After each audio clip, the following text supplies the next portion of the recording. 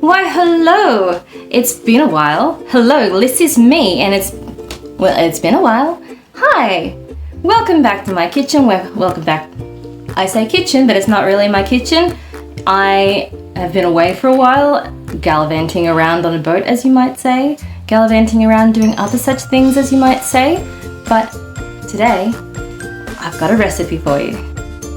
So we're going to start by combining 4 whole eggs with 1.5 cups of milk, 2 tablespoons of melted butter, and a teaspoon of vanilla paste. Don't forget a pinch of salt, and then we'll give it a quick whisk. Next we add half a cup of sugar and 1.5 cups of self-raising flour. Stir it all together until all the flour has been incorporated, being careful that you're not too rough with your batter. Remember to scrape your edges so that you don't miss any of the ingredients. Next I've got 2 whole cups of strawberries and we're going to gently fold them in.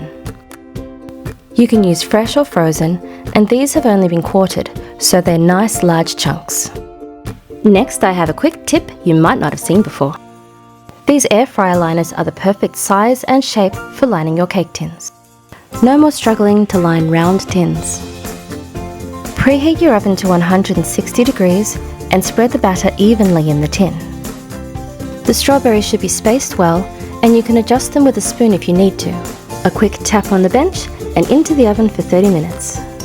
While that bakes, we're going to make some cream cheese frosting. Add the cream cheese of your choice to a bowl and give it a quick whisk to make it nice and soft. If you don't like cream cheese, you can use whatever frosting you like. For this, I'm only going to add half a cup of icing sugar because I don't want it to be too sweet. We all know sweet isn't a flavour, but strawberry definitely is. Puree half a cup of strawberries. And again, these can be fresh or frozen.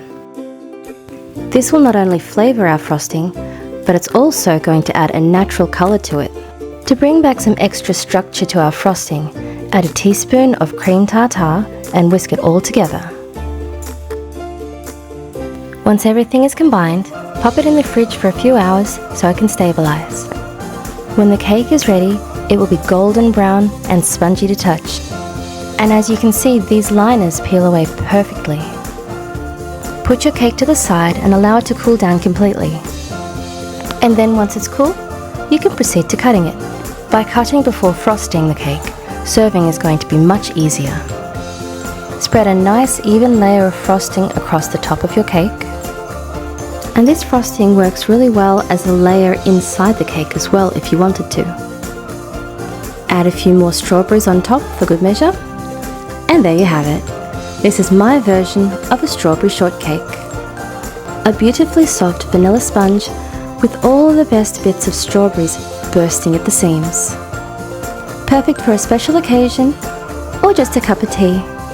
So thanks for joining me. I hope you enjoyed the video and I hope you enjoy the recipe, and I'll look forward to seeing you again next time.